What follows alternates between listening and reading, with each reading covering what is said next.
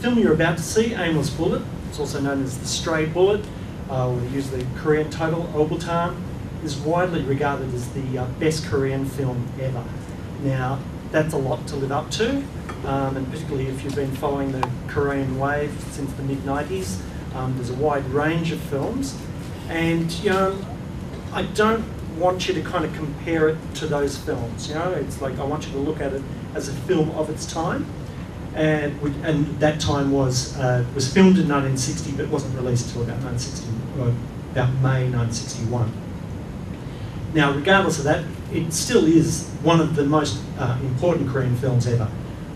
The Aimless Bullet was one of the few Korean films to receive screenings internationally.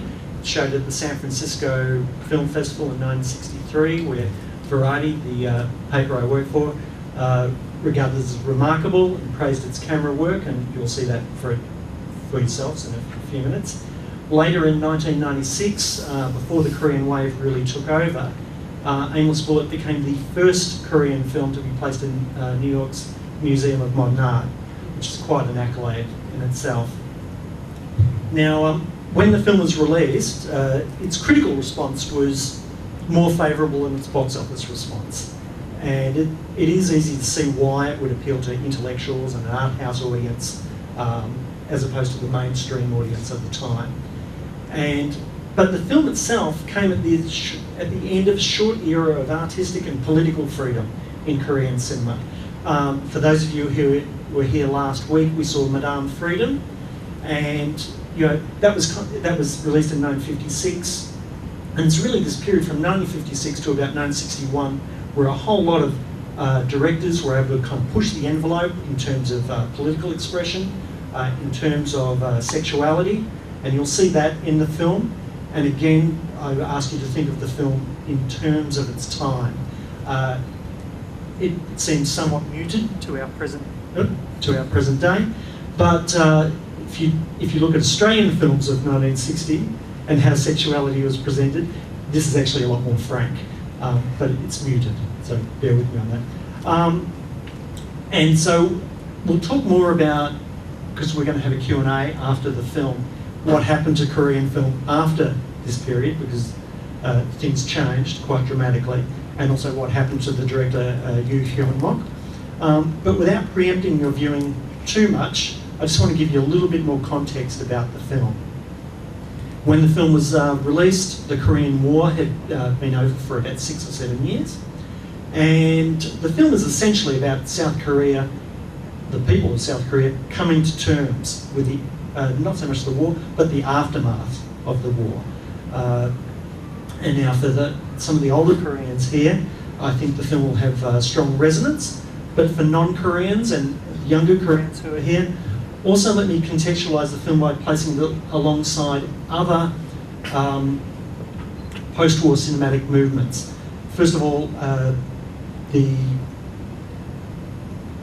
film has certain resemblances to the post-war American cinema in terms of it has that bitterness and disappointment that is often evident in what we call film noir. And like those films, it has elements that lead to criminal activity. Now, because it's called Aimless Bullet, a lot of us will probably think that it's going to be a crime film or an action film. There is some criminal activity, but it's not the main drive of the picture. The other film movement that Aimless Bullet strongly recalls is the Italian neo-realist movement.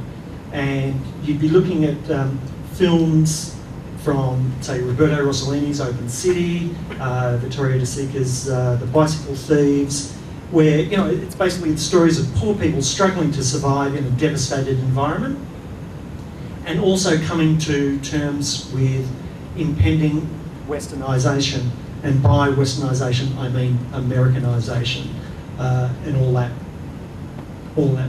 involves. One last thing before we start. Director Yu, and he did this in most of his films, he refuses to centre on one character. So if you're thinking that I'm having a bit of trouble with this, if you're expecting to follow one character and his adventure through. It's not going to be like that. The way the narrative tends to work is you uses a family to reflect the experience, the post-war experience of Seoul that's actually set in. And what it does, he picks one member of the family and then he drifts over to another member of the family, and it keeps going, and you're just going to have to roll with it, just as I'm doing with this microphone. I believe if you just roll with where the film takes you, I believe you'll get a sense of its potency, and I hope that you're stimulated by the film. And as I said, we'll have a question and answer session afterwards, and if you've got any questions that come up while you're watching the film, hopefully I'll be able to answer those questions after the film. So thanks.